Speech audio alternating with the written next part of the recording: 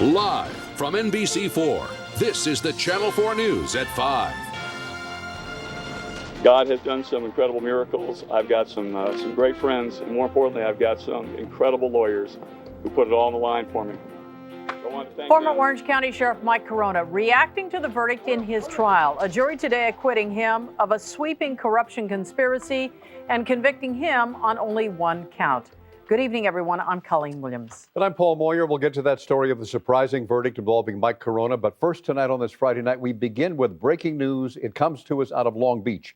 The FBI is on board a Carnival cruise ship that apparently returned from a cruise with 2 people missing. Stu Mundell, live over the port of Long Beach Harbor at News Chopper 4. Stu, what can you tell us? Well, that's right, Paul. We are over the Long Beach Harbor, and we're looking at that Carnival cruise ship that you talked about. That's named the Paradise. Now, you did return here earlier this afternoon with 2 of its passengers missing.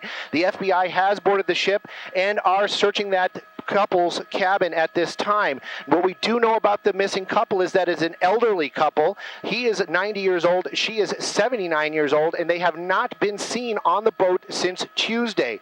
Now, obviously, the ship just returned here, and they did unload some people, and they are reloading some people right now. The FBI is still on board. They are in that cabin searching for clues to what might have happened to that elderly couple. Live from News Chopper 4, I'm Stu Mundell. Paul, Colleen, back to you in the studio. All right, Stu, now to former Sheriff Mike Corona. Tonight, he is a convicted felon. He was found guilty on 1 count of witness tampering, but the jurors rejected the government's contention that Corona used his office to enrich himself and others.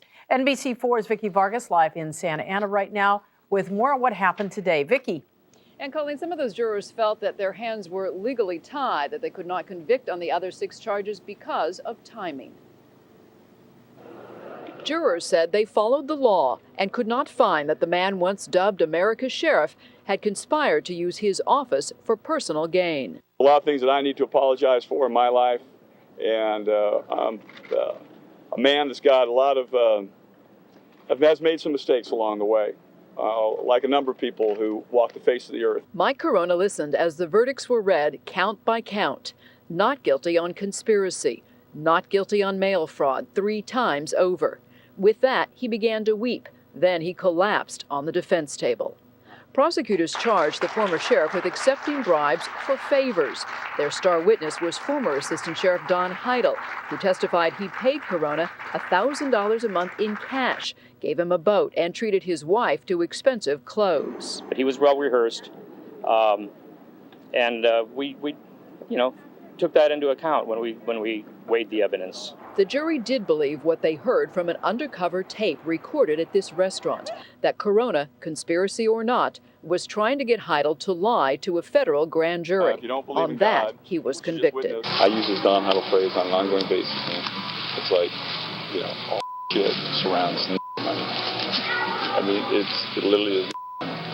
Jerome, the only African-American on the jury, said Corona apologized after the verdict. Mike Corona did something.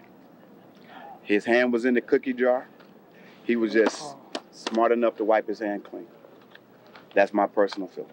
Jurors said the evidence showed even if Corona broke the law, the statutes of limitations made them too old to prosecute. We didn't bring the case soon enough is what that means, but given the witness tampering and whatnot, that affected the ability of the agents to uncover the facts sooner. So we brought the case as soon as it could have been brought. Are you concerned about any prison time? Yeah, I'll leave that up to my attorneys. There, you've heard Jeff, who's very articulate. They're looking at the appeal process.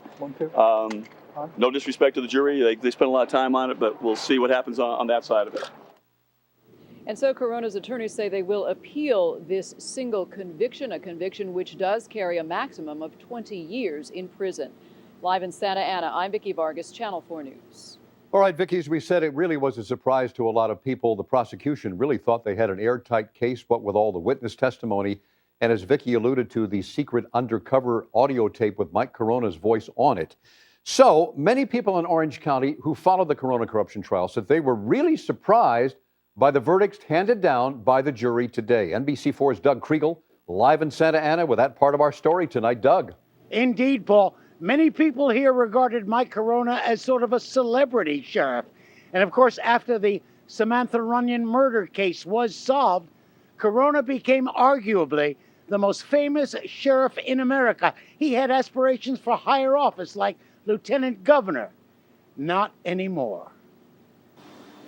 All over Orange County, sheriff's deputies are declining to comment on the verdicts in the Mike Corona trial.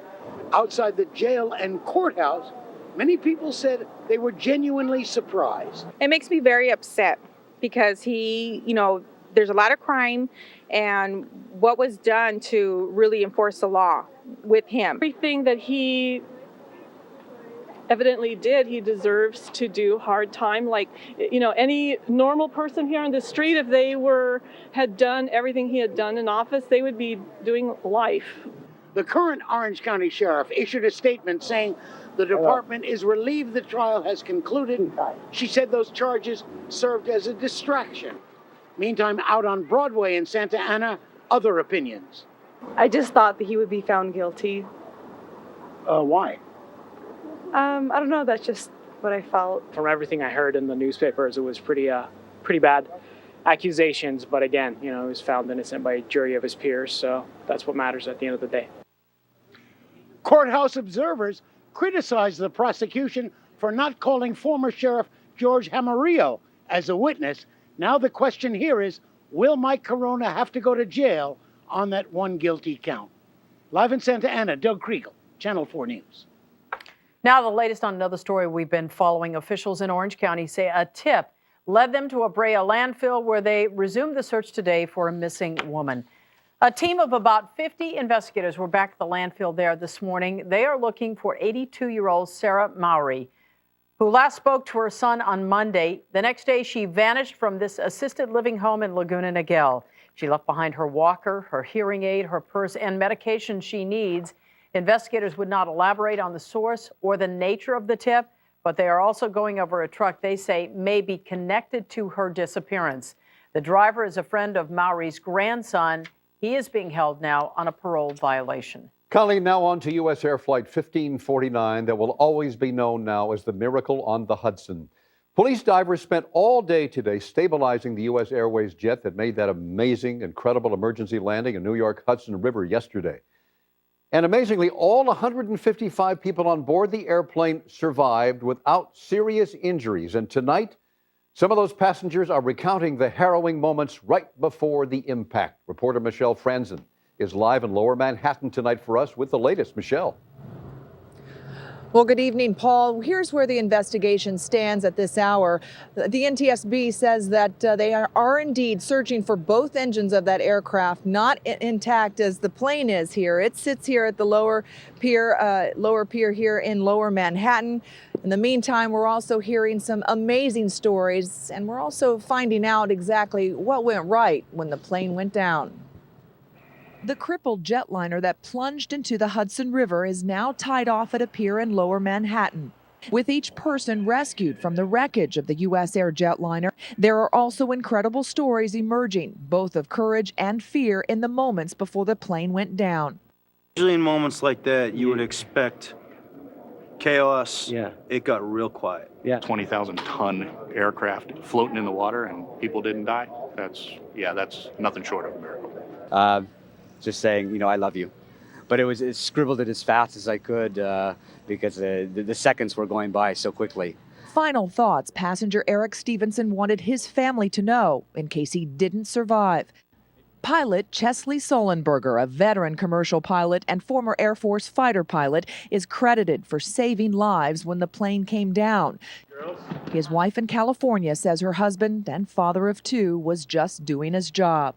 We are very grateful that everyone is off the airplane safely, and that was really what my husband asked to convey to everyone.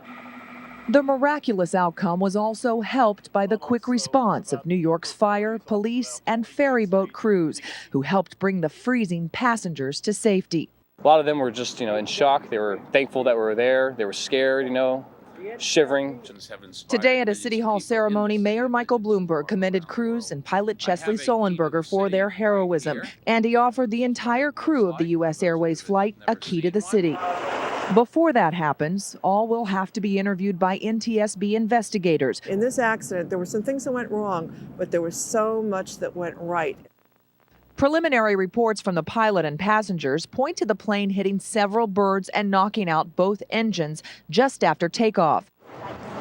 Investigators will retrieve the plane's black boxes said to be still intact on the aircraft. And back here tonight live, large cranes have been brought in to help hoist the plane out of the water and onto a barge as early as tomorrow. In the meantime, workers are working at this hour trying to rig that aircraft and to stabilize it further. Colleen? All right, Michelle, reporting live for us from New York City. Thank you. Today, nearly 2,000 people packed a San Dimas church for the funeral of 9 family members killed during a Christmas Eve party. Dressed as Santa Claus, Bruce Pardo killed his ex-wife, her parents, Joseph and Alicia Ortega, and 6 other relatives before taking his own life. Today, the crowd of mourners heard stories about each victim. Friends remembered the Ortega family as being large, close, and fun-loving. I had so much fun with them, gamble, drink, but they were just the greatest people in the world. Very, very beautiful people, hardworking people. The holiday massacre left 15 children in the Ortega family without one or both of their parents. All right, turning now to the budget standoff known as California. It is hard to believe that California's cash crisis could get worse, but today it did. We've known for a while, a long time, the state runs out of money on February the 1st. But today, State Controller John Chung announced that California will not be sending any checks to more than 1 million elderly, blind, and disabled people who depend on state money for rent and groceries. State tax refunds will also be delayed.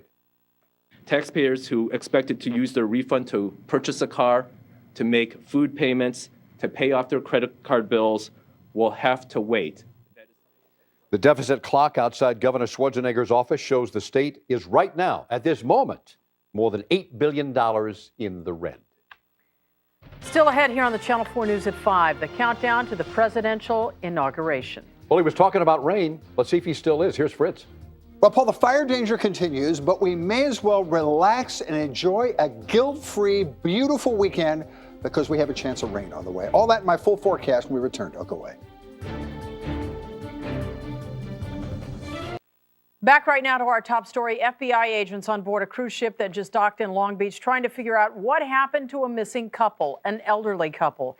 NBC4's Beverly White live on the scene with the latest for us. Beverly. Well, Colleen, behind us here in Long Beach, you can see the Carnival Cruise Line, the Paradise. There are people on board this ship, some of whom we spoke with as we drove in. They seem to believe that they're departing at 5:30, but that may not be the case based on the FBI investigation you referenced a short time ago and the chopper talked about at the top of the hour. We understand it's an elderly couple. They are seeking on the inside of this ship. Their stateroom was found to be empty when the ship arrived here in Long Beach this afternoon, and the evidentiary team from the FBI searched the room, but the couple has not been accounted for. We're learning here on the ground from sources that the couple may be a suicide. We understand the room was locked from the inside and a bottle of wine was found and also a do not disturb sign on their door. They haven't been seen on board, according to this source, since Wednesday of this week. And again, the discovery this afternoon upon arrival in Long Beach that the couple could not be found. The husband, 90 years old, the woman, 79. Their names have not been revealed, and the FBI has yet to tell us more about their investigation,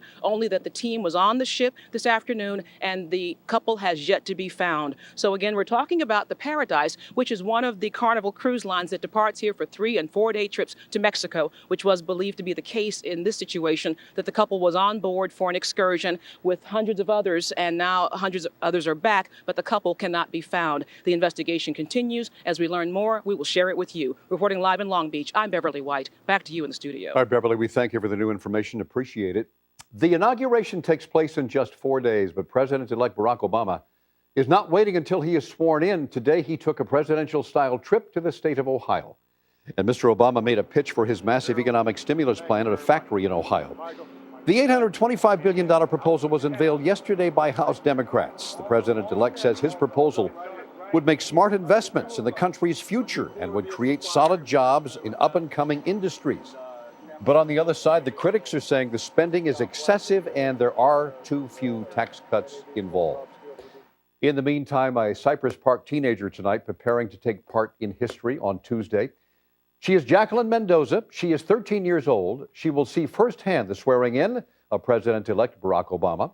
And as NBC4's Kim Baldonado tells us tonight, Mendoza was invited to attend a congressional youth conference centered around the inauguration. With a shy smile and a grateful heart, Jacqueline Mendoza stood before her classmates as they wished her well on the eve of her trip to Washington, where she'll attend the inauguration. Like, the whole school has been so supportive, and they make me feel really, really special. The 8th grader from Nightingale Middle School will join other students from across the country for a 5-day educational experience, which includes tickets to the inauguration and an inaugural ball. Her father, a tailor by trade, made her dress for the ball. Something truly amazing. Even right now, I still can't believe that it's actually going to happen, because I'm in shock that I am able to go. The daughter of Mexican immigrants who did not have the opportunity to finish high school, Mendoza excels academically and is captain of the Science Bowl team. She's been honored by the city of Los Angeles and is the pride of her school, her family, and Cypress Park community members. She's my culture. Second, that she is a child, who wants to do so good, and her parents have had no education, have done something good for her. The principal had an important message for the rest of the student body. He said Jacqueline's success represents their opportunities. You too will encounter opportunities, but you must work for them so when they arrive at your front door, you're ready. It's a lesson this 13-year-old has already learned, and it has landed her a front row seat to witness history. In Cypress Park, Kim Baldonado, Channel 4 News. Be nice if we could follow her while she is in Washington next week. Well, you know what? Maybe we can. It's a thought, guys. It's a thought. All right, Fritz is here with more on the weather for the weekend. And how's that R word working for you, Fritz? Well, I'll tell you what, we've upped our chances from 10 to 20. So, the closer we get, the more certain we are about the forecast. But still, the red flag warning in effect until tomorrow. And here's why. Look at the dry air in some of these communities. Anaheim Hills right now 71, but 16% relative humidity. Laverne 17%, 18% at Laguna Beach. Offshore winds taking the dry air all the way down to the water. Let's get a look now at a satellite map, and we see a harbinger of change off in the Pacific. And that is the marine layer clouds trying to return, and they will gradually by the middle or latter part of next week. Offshore flow, however, continues right through the weekend. Dry, warm air. Red flag alert till 8 o'clock tomorrow. High surf advisory. Ventura, LA, and Orange County coast. This is a west swell. 5 to 7 foot breakers. Occasional sets 8 to 10. Cooler days down to almost normal or slightly above by Tuesday. And again, the slight chance of rain. The window is Wednesday through Friday. And right now we'll call it a 10 to 20% chance. It won't be a big deal. Even if it does show up, it'll be a light rain event. Overnight tonight, upper 40s to low 50s. 58 Oxnard, 26 up in Lancaster. Highs tomorrow, inland valleys coming down below 80. Mid and upper 70s, maybe 80 at Riverside. 81 in the low desert. 54 in the San Bernardino Mountain Range. Still 80 plus, no change. From the East San Fernando Valley to downtown to the San Gabriel Valley, 81 degrees there, 78 inland Orange County. And no change for inland Ventura County. Simi and Thousand Oaks, 81. Woodland Hills, that same number, and 73 at Santa Clarita, and still Santa Ana breezes in the Santa Clarita Valley. Here's the Mathis Brothers 7-day outlook for LA, Ventura, and Orange counties.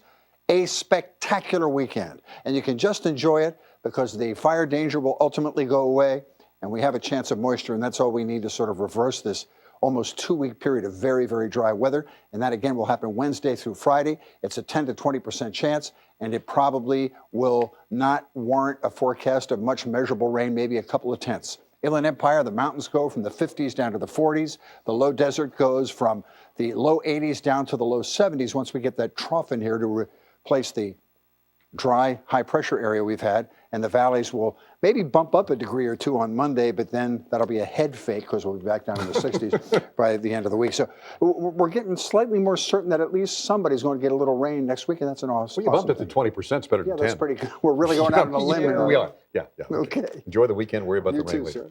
Thanks, sir. Next on the Channel 4 News, coming up here at 5, a miracle gel. Dr. Bruce Hensel shows us the medical concoction that could treat aneurysms and much more. Coming up at 6, bird strikes are a danger at every airport, including LAX. See what's being done to keep passengers safe. Plus, think you're paying too much for unlimited cell phone texting and internet? Well, how does $50 for everything sound? Who's making this offer? Find out. Next at 6. Brain aneurysms kill thousands of people every year. Now scientists are investigating a super gel which may prevent them from killing you. Dr. Bruce Hensel has more. Now, this research student is mixing up a fix for brain aneurysms. It's almost like your salad dressing where you mix it up, Italian salad dressings where you mix it up and you get an emulsion. Dr. Brent Vernon is referring to a polymer gel his team is testing to prevent aneurysms from bursting. There are actually new materials that we're developing that go from being a liquid before you introduce them into the body to being a solid after you introduce them in the body. It's this delicate balance that Vernon has worked years to perfect. Once this is a gel inside the aneurysm, this can stop the pressure from acting on the wall of the aneurysm, but rather on our material and keep it from rupturing. It wasn't an easy task. Many different formulas were tested. One of the biggest challenges was to develop materials that, even though they were carried in water, would still remain unswollen and strong after they set up in the aneurysm. The gel will be very useful for aneurysms that cannot be removed in surgery. If it's somewhere in the brain, somewhere you don't want to be cutting or getting to, it actually can be a permanent solution. Vernon sees a number of other uses for the gel, including reversible contraception and even delivering medicines into the body. One of the applications could be if you want to plug a blood vessel that feeds a tumor, then you can put anti-cancer drugs in it. The idea is to get the gel in through a tube without major surgery, which means maybe life saved with less danger. If the trials go well, Vernon says he'll apply for FDA approval in the next 2 to 3 years. I'm Dr. Bruce Hensel. When we come back on this Friday night, a suspect under arrest in the case of a 4-year-old boy gunned down in Echo Park. It's new at 5:30 how the victim's neighbors helped lead police to the accused gunman.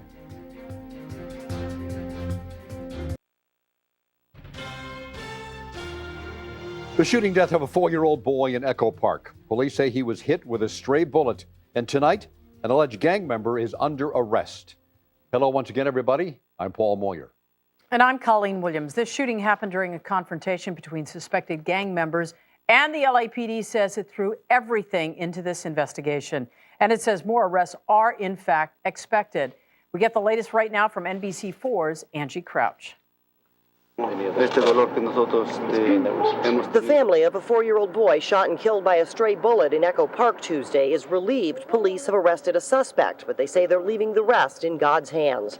This morning, LA police announced they arrested 25-year-old Howard Astorga from Boyle Heights, following tips from the community.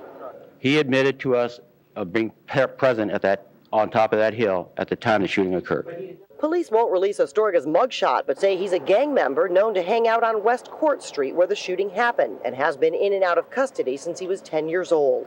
Investigators believe little Roberto Lopez Jr. was killed while standing on the sidewalk when Astorga allegedly fired up to 7 shots at a passing car after someone on the street accused the driver of speeding. The family and the community have been calling for justice. Police and city leaders promise to deliver. The father was still in such grief, he was wailing, yelling for his son, screaming for his life, and the mom was asking, just get the person who did this. Don't let my son die in vain. Police are still questioning witnesses in the neighborhood, and they're still looking for the weapon. We're going out to the community, again, asking them for their support in trying to recover any firearms that may have been dropped in that neighborhood. As the memorial here in the community continues to build, Howard Astorga remains behind bars on $1 million bail, pending his court hearing on Tuesday. In Echo Park, Angie Crouch, Channel 4 News. Police tonight announced the arrest of a second suspect in connection with the death of a man from the city of Orange. They say the victim was lured to a motel where he was stabbed to death. Las Vegas police arrested 42-year-old Leticia Carrasco Ornelas last night on suspicion of murder and robbery. Her 22-year-old son, Noel Carrasco, was also arrested earlier this week in Las Vegas. Investigators say on December 22nd, Ornelas lured 42-year-old Matias Vasquez from a bar in Stanton to a motel room in Buena Park, where her son was waiting. He allegedly later robbed and killed him. Investigators say they may have found the victim's body earlier today near a freeway off-ramp not far from Barstow. The body still has not been positively ID'd. Sheriff's detectives in Riverside tonight say a sting operation similar to the Dateline NBC To Catch a Predator series that has ended with the arrest of a man on child pornography charges. 35-year-old Luis Medina of Santa Ana traveled to the city of Norco To meet with undercover officers following a complaint by a 17-year-old girl who said she had been sexually exploited and used in pornographic videos made by Medina. At the meeting in Norco, police say he brought along his 1 and his 5-year-old daughters. The young girls were taken into protective custody, eventually released to their mother. So you say you want to buy a mansion? This could be your lucky weekend. More than 2,000 foreclosed LA homes are hitting the auction block this weekend, some described as stunning mansions. The auction begins tomorrow at the LA Convention Center. The event is open to the public with no entry fee at all. 2008 was a record year for the foreclosure auction industry, with more than $3 billion worth of homes being sold, just like that one. They are stunning. All right, 60 years ago today, Channel 4 signed on the air at our original location on Sunset and Vine. Since then, we have been privileged to experience the stories and images that have shaped Southern California and the nation with you. Tonight, we share that history with you. This is KNBH, Channel 4. January 16th, 1949. Life is good. KNBH, which later became KNBC, transmitted its first images from a tower high atop Mount Wilson. The Pickard family was the top attraction. Less than 4 months on the air, KNBH launched its first newscast. Flames raced through the grandstand of the beautiful Hollywood Park racetrack in Inglewood last night. An impressive list of journalists began working here. It's a legacy that continues today. It was a star-studded place, and we had our stars on the news set too. We had Jess Marlowe anchoring the 5. Wanted in the slaying of Dr. Martin Luther King as actually being James Earl Ray. Then Tom Snyder on the 6. To all of you who wired and called and wrote. Tom Brokaw on the 11. Good evening. I'm Tom Brokaw. Brian Gumbel was doing the sports. In baseball, the name of the game is winning. Pat Sajak was doing the weather. Well, we didn't get any shower activity of any significance today. I had to pinch myself to see that I wasn't dreaming. It was pretty heady company to be around. People kept pouring into KNBC because it was the place to be. We used to look at tapes of KNBC. That was where we all wanted to be, but it would never be possible. You could dream. For every journalist who's walked the halls of KNBC, so has the responsibility to cover the biggest stories of our time. I want to make it clear that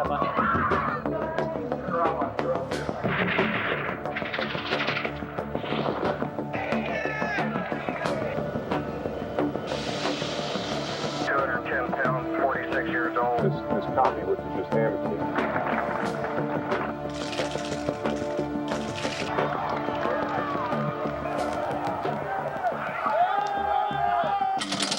I think where television is at its best, to be able to tell those stories about major events that happen in our community. You have to remember that they're relying on you, and they really believe that you're telling them the truth. So you better be doing that. When I first started doing this, we were using film. There was no live camera crew. We used to run out, we'd shoot things on film, and we'd have to race it back on a motorcycle. It's laughable of how we used to get on the air. And now we're digital. Channel 4 has multiple ways to communicate with you immediately, like traditional Channel 4, our NBC LA website, and digital channel News Raw. I'm Medina with you here on Digital 4.2. A lot of the breaking news stories we see people taking out their cell phones, taking pictures and emailing them to us. Television brings people together. There'll be nothing to replace that. Join us tonight at 7 p.m. for an hour-long special, our 60th anniversary celebration. We'll see a lot more of what we just saw there, won't we? Absolutely.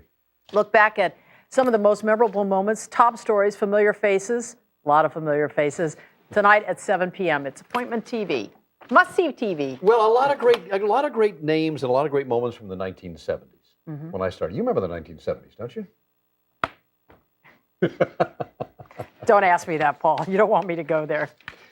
But all it right. was so, you know what? We have to tell you, it's a great program. And getting It's a all lot those of people fun. to sit still for that, I mean, you know, Marlowe and Kelly Lang, I mean, you know, people that from way back that we love and we remember so well. Brokaw, Gumbel. Yeah. They went on to Linda bigger and better Alvarez. things. Oh, yeah. Yeah, we stayed here, but that's okay. That's just fine because what did I say the other day? We love LA. That's why we stayed. Love it a lot. All right, sports is up next. Here's Mario. You're also going to have to watch this. Tiger Woods receives a special invitation from Barack Obama. Plus, the Lakers share their thoughts on Obama's basketball skills. All right, Mario's got the sports for Friday night, leading off tonight with a little Tiger time. Mario. You got it, Paul. Thanks. Tiger Woods, among the world's most famous athletes, has always shied away from politics and seldom gets involved in any political festivities. But even Tiger couldn't say no when he was approached about speaking Sunday at the We Are One concert at the Lincoln Memorial. It's one of many celebrations leading up to Barack Obama's inauguration next Tuesday. Tiger said it was an honor to be invited to the event, which will feature performances by Beyonce, Stevie Wonder, Garth Brooks, and U2. Speaking of the president-elect, his love for basketball is well known. In fact, during the campaign trail, he was often seen playing and even hooped it up with players from the University of North Carolina. In fact, Mr. Obama plans to take out the bowling alley in the White House and put in a basketball court. Knowing that, we decided to ask the Lakers what they think of his game and if they plan to watch the inauguration. He's a lefty, so he probably can shoot it pretty good, you know what I mean? I don't know what time practice is going to be on Tuesday. But I might have to come up with some sniffles or a little bit of a cough so I can stay home and watch the inauguration. Now, are you going to be watching the inauguration? I don't think I will. When is it? Tomorrow? It's on Tuesday. On Tuesday? I don't think I will. What did I do? I think I'll go to the movies or something. Yeah, do something just away from basketball and away from politics. I'm not big in politics. All right, how about this? Newcastle striker Shola Ameobi of the British Premier League recently returned to his house and found it in such disarray he thought it had been broken into. His clothes were scattered everywhere, his checkbook was missing. In a panic, he called police and gave them a complete list of what was taken. The only problem is nothing was taken. It turns out Shola forgot he had put away those items after a party that left his house so messy it just appeared like a burglary. Now that's one wild party. And check this out. That's San Diego Mayor Jerry Sanders wearing a Steelers jersey and holding a terrible towel. His payment for losing a bet to Pittsburgh Mayor Luke Ravenstahl after Pittsburgh beat the Chargers last weekend in the playoffs. If you're wondering why the Penguins, well, part of the deal was to pose for pictures in the Penguin Encounter exhibit at SeaWorld, since compared to the Steel City, that's probably the coldest place in San Diego. The NFL playoffs have certainly gone to the birds, especially with the Cardinals, Ravens, and Eagles still alive. As a matter of fact, the Steelers are the only non-avian mascot among the final four teams. The NFC title game between Arizona and Philadelphia will be played on Sunday, followed by the AFC title game in Pittsburgh. And finally, the Florida Marlins are once again looking for some footloose and fancy-free men of girth. The team is holding tryouts for the second season of the Marlins Manatees, an all-male plus-size cheerleading squad.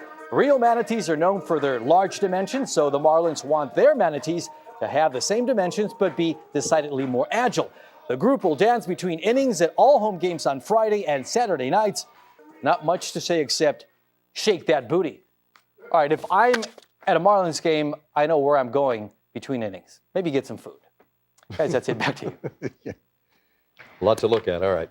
All right. Still ahead here tonight, how a new project might help save the environment and the economy at the same time. And on this Friday night, beautiful shot looking live over the San Fernando Valley. Will the heat last through the weekend? Could be beautiful. Fritz next with a forecast.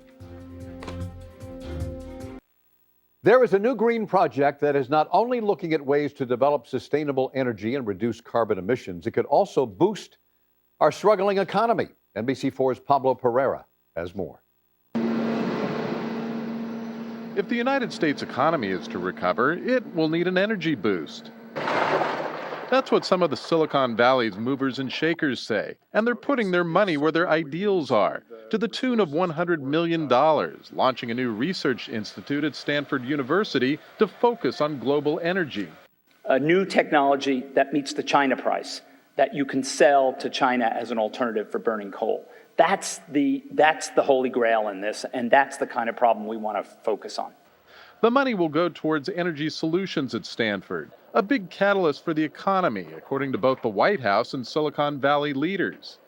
We have a very natural linkage right now with most of the high-tech companies throughout the valley. Jim Sweeney is the director of the Precourt Center for Energy Efficiency.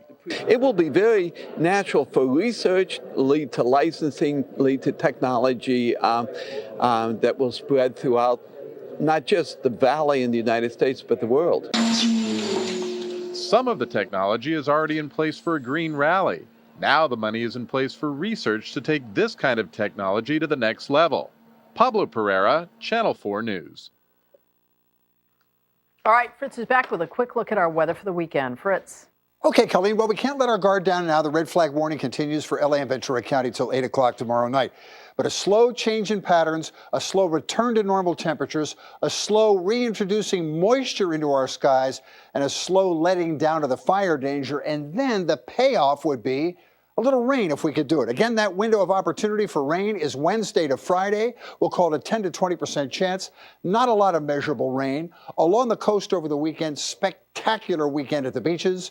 No marine layer, lots of sunshine, very comfortable temperatures at or slightly below 80. Low 80s downtown, upper 70s to low 80s in the warmer inland valleys. And they will ebb a little bit and maybe bounce back up again before we're through, before we cool back down to close to or slightly above normals. In the mountains, we're going from the 50s to the low 40s at the end of the cooling trend on Wednesday, Thursday, and Friday. The inland valleys will go from the upper 70s to 80 down to the 60s, and the 80s in the deserts down to the low 70s. Again, slightly more normal circumstances. Again, we have increased west swell, LA and Ventura and Orange County beaches, 5 to 7 foot breakers, some sets 8 to 10, maybe some minor coastal overflow. That'll go Saturday through Monday. Full forecast at 6. Have a great weekend. We'll see you then. Enjoy, sir. Thank you very much. We'll talk to you at 6 o'clock. In the meantime, next, a sign of the times.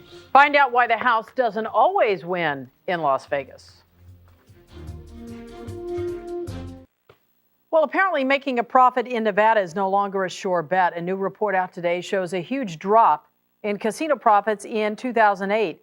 The annual Gaming Abstract Reports shows the net income of Nevada's major hotel casinos was about $721 million last year. That was just a third of the money made in the year 2007. The reports say big casinos faced millions of dollars in bad debt expenses, plus gave high rollers more than $2.2 billion in comp services. Officials say Nevada's gaming profits began sinking when the global economic downturn worsened at the end of 2008. Don't comp the big guys so much. Don't comp them, they won't come. Well, that's true, too, I suppose. All right, we thank you for watching the Channel 4 News here at 5 and 5:30. But stay where you are. Chuck Henry is standing by with a look at what's new on the Channel 4 News at 6. Chuck. As you know, they've been calling it the miracle on the Hudson, and in this digital age, you just knew that somebody had to have some video of U.S. Airways Flight 1549. Someone did grab their camera, and they tracked the flight just moments before it crashed into the Hudson River. We'll have that story coming up next at 6. Also, just ahead, breaking news out of Long Beach tonight, where a married couple vanished while they were cruising to Mexico. So what happened on this Carnival cruise ship? It is a big mystery, and it's our top story tonight, just 3 minutes away on the Channel 4 News at 6 o'clock.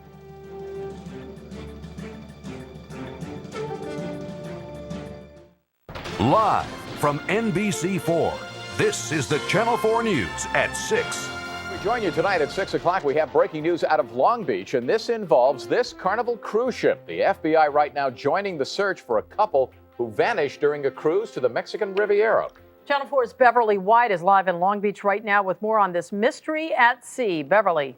Well, the cruise ship Paradise behind us in the darkness was supposed to depart at 5:30, according to the passengers with whom we spoke, but it's still here, and the FBI investigation is no doubt the reason why. They're searching for the couple who went missing sometime during this 4-day cruise, a cruise to Ensenada and Catalina, where the couple now missing and possibly presumed gone overboard. That's according to a statement from the cruise line, that is Carnival Cruise Line. Again, we're talking about a 90-year-old man and his 79-year-old wife, last seen on Tuesday. No record of them now. When the ship returned here to Long Beach, they were missing. We've got some video of the cruise ship that we captured before the sunset, and it is a beauty. 2,052 people on board for this particular 4-day excursion, but 2 are missing right now and again presumed overboard. We're talking about a couple whose stateroom door was found locked from the inside, the balcony door unlocked on the inside, and their personal effects inside. Their family members, we understand, have been contacted, and counselors are being provided by the Carnival Cruise Line.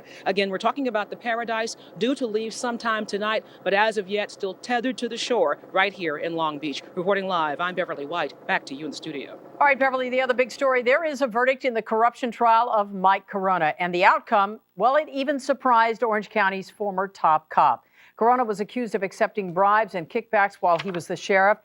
Here's the breakdown. The count of conspiracy, not guilty. 3 counts of mail fraud, not guilty. And 2 counts of witness tampering. A split decision here. There was a guilty verdict in one of those charges. With more on the verdict and the reaction today, NBC4's Vicky Vargas live outside the courthouse in Santa Ana. Vicky. Colleen, in all, it was 2 months of testimony, 6 days of deliberations, and in the end, the jury said they could not convict Mike Corona on the other 6 charges because they were too old to prosecute. Jurors said they raised their voices, they had disagreements, but they followed the law, and the evidence showed Mike Corona did not use his office for personal gain. The good news is that God forgives people, and apparently I'm one of those people that he forgave and created a miracle around it. Corona was found not guilty of conspiracy, not guilty of mail fraud or depriving the public of his honest services. In court, he began to weep. His wife, Debbie, started to sob. Then Corona collapsed on the defense table. The prosecution centered much of its case on former Assistant Sheriff Don Heidel. 2 months before the statute of limitations would have run out, he wore a wire and taped Corona during a 3-hour dinner at this restaurant. I mean, look, I didn't want to run, Don. I wasn't going to run. I didn't know to get through all this man. The jury believed Corona was trying to get Heidel to lie to the grand jury. He was convicted on that 1 count. I mean, we heard the tapes Over 20 and over, times. over and over. Probably 20 times. Most of us, thought there was some evidence of tampering. Prosecutors say there was a cash trail that led from Don Heidel to George Jaramillo and then to Corona. But Jaramillo never took the stand. We would have wanted to hear from George Jaramillo, sleazeball or not, or liar, but it would have been a direct connection. Other jurors said they followed the law with reservations. Mike Corona did something. His hand was in the cookie jar. He was just smart enough to wipe his hand clean. That's my personal feeling. Corona's attorneys say he will appeal the witness tampering conviction. I can never bow my head because I didn't give it my very best effort to serve all of you. They took the time to vote me into office, and for that, I'm appreciative.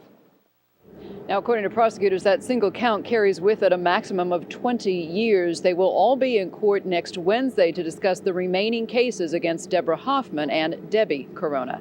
Live in Santa Ana, I'm Vicky Vargas, Channel 4 News. It is still being called a miracle and perhaps a very miraculous feat of piloting. Tonight, we also have some new home video of that U.S. Airways Flight 1549 right before it crashed into the frigid waters of the Hudson River in New York. Now, this is videotape of the plane as it actually turns toward the Hudson River. It was taken by a witness who noticed the unusual flight pattern. Well, after the plane hit the water, both engines broke off the wings. Those missing engines right now are the focus of the investigation. Divers are going to try to locate the engine somewhere on the bottom of the river, and that's about 40 to 50 feet of water. The so-called black box and the flight data recorders are still inside the plane, which is tied up at a dock. In fact, the only thing visible as we take a look at this video one more time of the plane is it's kind of circling, and then it passes over the Hudson, just making that left bank, and that really miraculous landing. Anyway, the plane is in the water there, as you can see, and they moved it over to a nearby dock where the left wing and part of the fuselage of the plane are the only things that are still showing. The pilot of the flight is being praised for his heroism and flying skills. Scully Skullenberg is a former fighter pilot, an Air Force pilot. He's also flies gliders, and he's been with U.S. Airways for about 30 years. He's not expected to speak publicly until he talks to the National Transportation Safety Board, but he did talk with his wife, who lives in Northern California. We'd just like to say that we are very grateful that everyone is off the airplane safely. And that was really what my husband asked to convey to everyone. And of course, we are very proud of Dad. Lori Skullenberg also says her husband is a pilot's pilot who loves the art of airplanes. The pilots in the cockpit of that Airbus A320 reported a double bird strike during takeoff yesterday, forcing the crew to make that amazing emergency landing that we've seen. Like it or not, planes have to share the airspace with birds, and they are a problem. NBC4's Conan Nolan live at Bob Hope Airport tonight for us to show us what the airports here locally are doing to protect planes and passengers from those birds. Conan. Colleen, it's been an issue here long before Howard Hughes and Amelia Earhart called this airport home when birds meet planes, usually either at takeoff or at landing. They've been looking at this very carefully. 3 times a day, they check the runways. If they see any kind of bird activity, they use horns, air guns, whatever they can to disperse them. But the entire issue has received a tremendous amount of attention ever since yesterday's incident along the Hudson River. In New York, it was a flock of Canada geese that sent a commercial jet into the Hudson River, a federally protected species that has caused concern around LaGuardia Airport for years. They actually use falcons, trained falcons, to keep them off the runways. Southern California airports have their own avian concerns. The region is part of the Pacific Flyway, with millions of migratory birds traversing as far north as Alaska and Siberia. Each airport, Bob Hope in Burbank, Ontario, John Wayne in Orange County, and LAX, must have a wildlife management plan. Los Angeles International is focused on the vacant area west of the airport, adjacent to Dockweiler Beach, just below the takeoffs. Federal wildlife biologists try to keep the area clear of rodents that attract birds. Researchers found that a balloon with owl-like markings are effective in scaring off flocks. Still, there are occasional incidents. In 2007, there were 39 reports of birds striking aircraft at LAX. Last year, 31 reports. No one was injured in any of the incidents. The airport conducts over 600,000 takeoffs and landings each year. But the airport with the biggest problem in the entire West is Sacramento, an airport in the middle of the Pacific Flyway and surrounded by rice paddies and wetlands. They utilize the pyrotechnics, the auditory boxes that emit screeching sounds to deter the birds. They've mowed their fields to reduce habitat. It's a serious matter. This YouTube video shows what can happen when a jet engine takes in a bird on takeoff. This happened in Manchester, England. The plane was able to land safely. Interesting, several days before what happened on the Hudson River, the Sacramento Airport Authority asked a bill be passed to allow them to kill birds, perhaps shoot them, if they refuse any other tactic of leaving the runway. That is pending. Wildlife experts believe that is unnecessary, that there are other ways for airliners to share the sky with the birds. Conan Odom, reporting live from Burbank Airport, Channel 4 News. Thanks very much, Conan. Arson investigators remain on the scene tonight of a deadly house fire that occurred in Baldwin Village. 2 people were killed and 1 other was seriously injured. This fire occurred at a home on South Redondo Boulevard, and it was reported just after 1 o'clock this morning. As NBC4's Gordon Tokumatsu reports, there are still many unanswered questions about the source of the fire. Neighbors say they heard the screams first. The lady of the house at 3856 South Redondo Boulevard doubled over in pain, says Trudy Williams, who lives 2 doors down. She was there and she was just saying, oh, he's trying to burn my house. He's trying to burn my... And she was all burned. Witnesses say smoke was billowing from beneath the awnings, flames shooting through a large hole in the roof. Then, hysterical with pain, the woman told them something chilling. And she was saying, my husband and my daughter are still in the house. And that's all I know. Firefighters battled window security bars as well as the flames to get inside, but it was too late. They found 2 adults dead at the scene. Their identities not released yet by the LA County Coroner's Office. By late morning, arson investigators had moved in, checking theories that someone had set the fire. For what reason, still unknown. Crime scene detectives are also here trying to determine who the woman was referring to when she said he was setting the house on fire. Someone she knew or a stranger. This afternoon, neighbors watched as a pile of charred debris formed in the front yard where hours earlier they saw the woman taken away in an ambulance. 2nd and 3rd degree burns, her condition critical. She was just burnt. Like her hands? Her hands were burned very badly. Arson turning to homicide in Baldwin Village. Late today, LAPD had no suspects in custody. Gordon Tokumatsu, Channel 4 News. 2 of the biggest banks may be on the brink of collapse once again. Plus, there's a big sell-off at Circuit City. Details just ahead. Here's Fritz. Oh, we'd love to have a weekend like we've had a day today. We might, but beyond that, even better news, a chance of rain. We'll talk about it in my Live Weather Plus forecast just ahead. All right, Fritz is here with a look at the weather. He was actually dusting off the little rain icons at 5 o'clock. No. So let's see. How do they look now, Fritz? We had to buy them back from eBay because we never thought we'd have an opportunity to use them again this year. We're so happy to be able to report to you a whopping 20% chance of something happening next Wednesday, but we have to kind of reverse the weather pattern first. And we'll do that. First, let's look at Friday's highs. Couple of records, San Luis Obispo at Cal Poly and down in Chula Vista.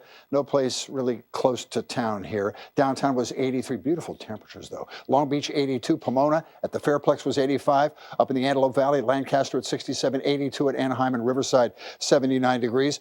What we're looking at is really a continuation over the weekend of what we've had. And to refresh your memory, the National Weather Service has this red flag warning in effect until 8 o'clock tomorrow night. That's the mountains and the valleys of LA and Ventura County. The fire danger will go slowly away. The temperatures will remain unchanged over the weekend, just under 80 degrees in the coastal spots, but slowly will cool off. And by the middle and latter part of next week, we'll have fairly close to normal temperatures. Offshore flow, dry and warm, a beautiful weekend. Sunshine even at the beach, just under 80, lovely. Red flag alert drops at 8 tomorrow. Have a high surf advisory though, Ventura, LA, and Orange County coast. This is an increased west swell, 5 to 7 foot breakers, some sets 8 to 10.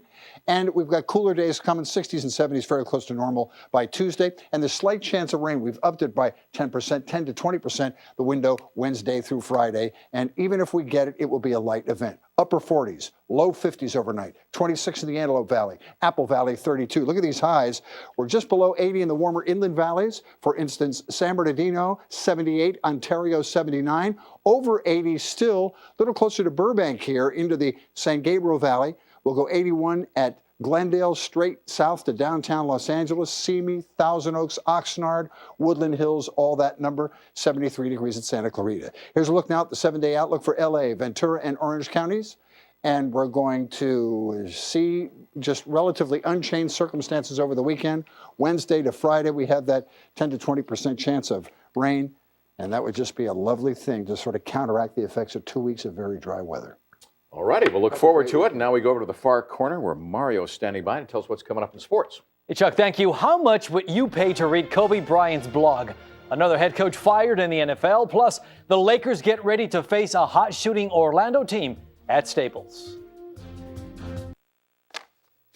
Well, it's no secret injuries are a part of life in the NBA, and lately the Lakers have had their fair share of players going down. Yet now things are looking a bit brighter as Luke Walton and Sasha Vujacic are likely to play tonight against Orlando. Walton's been out about 3 weeks with a bum knee. Sasha missed the last 2 games with back spasms. As for playing the Magic, the Lakers will have to watch out for the three-point shooting. That's because Tuesday in Sacramento, Orlando set an NBA record going 23 of 37 from long distance in a blowout win over the Kings. One of the reasons the Magic have the 3rd best record in the NBA at 31-8. You know, their record speaks for itself, and, you know, we'll have to be ready to play tonight. You know, this team beat us down in Orlando on a good, hard-fought game, and we want to try and get that game back and split the season series. You got to pick your poison and hope that you can stop, you know, layup situations or easy baskets and make guys shoot with a hand in their face on the three-point line. Can't give up both. Can't be over-committed to either the three-point or the post-up game. In other Laker news, Kobe Bryant has just signed a multi-million-dollar deal with the Chinese web company Sina.com. The deal gives China's most popular athlete his own portal, which will include a blog that Kobe's expected to update several times a week. The company will charge a $50 subscription fee to read the blog and access other premium content. To baseball, where former Dodgers right-hander Derek Lowe was officially introduced by the Atlanta Braves after signing a 4-year, $60 million deal. Lowe went 54 and 48 in his 4 seasons in L.A., but left because he felt the Dodgers were not willing to field a playoff-winning team. Angels certainly are willing to field a playoff-caliber team, and today agreed on a 1-year deal with pitcher Darren Oliver, thus avoiding arbitration. With the agreement, the Angels have 4 players who are still eligible for arbitration. They are Irvin Santana, Mike Napoli, Mike Sturris, and Rob Quinlan.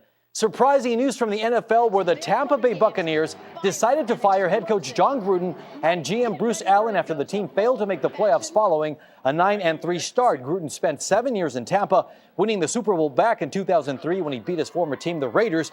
Gruden becomes the 5th head coach to be fired since the regular season ended a few weeks ago. To the ice we go. Ducks in Pittsburgh taking on the Penguins. No Sidney Crosby for the Pens, no problem. Matt Cook filling in nicely first period. Cook shoots it past J.S. Jaguar, 1-0 Pittsburgh. Cook was sizzling in this one. Ryan Whitney's shot bouncing off Jiggy in this play. There's Cook for the putback score, his second of the game. Right now in the third period, Ducks trail 2-1. All right, that's it for us. Guys, back to you. Thanks very much, Mario. The final episodes of the Peabody Award-winning remake of Battlestar Galactica will begin airing tonight, but with production on the series already wrapped, you've now got a chance to own a part of science fiction history. NBC4's Carrie Berglund has the story. Get it with the gun camera. Hit override. Battlestar Galactica is a sci-fi series that documents the last of humanity fleeing enemies and searching for a new home. Now, as the series approaches its finale, the costumes and props for the show are searching for their new homes, as the first weekend auction of the very great and the very small are going to the highest bidder. Thank God they're going to go out to fans who love them, who appreciate them. The Battlestar fans are a devoted group, something that the people at NBC knew in advance, but when word of the auction got out, it took on extraterrestrial proportions. You know, when you take your favorite television show and there's not many opportunities to actually have a piece of that show that you can take home with you, God, these fans are so dedicated that no, we're actually not surprised. We have so many registered bidders already. And then there are fans like Dana Gasser, who spent 3 years recreating one of the uniforms. And he realizes that some people may say, "You're crazy. Why would you ever do that? What do you get out of it? It's a challenge." But there is a reason why sci-fi fans are so devoted. The head of PropWorks, the auction house running this show, is also a fan. I think it's about passion. I think there is also sci-fi shows that I think tend to have the type of stories that are story arcs that last many, many episodes. So it draws you in. The auction here at the Pasadena Convention Center is both Saturday and Sunday. But if you can't make it here, you can watch and bid online at auctionnetwork.com. And if you're outbid this time, don't worry, you'll have 10 more chances. There will be 10 eBay auctions that will take place as the last 10 episodes of the series air on the Sci-Fi Channel. In Pasadena, I'm Carrie Berglund, Channel 4 News. I wonder if he's the last Cylon. What do you think? I don't know. We'll find out. If your cell phone bills are keeping you up at night, you might consider switching to a company that's offering unlimited calls, texts, and web browsing for $50 a month. The deal is being offered by Boost, the prepaid division of Sprint. The service is being provided over Sprint's older and slower cell phone network. Some analysts are seeing this as the start of a price war. Cash-strapped customers may find the offer a relief since prepaid phones don't bind the users to contracts.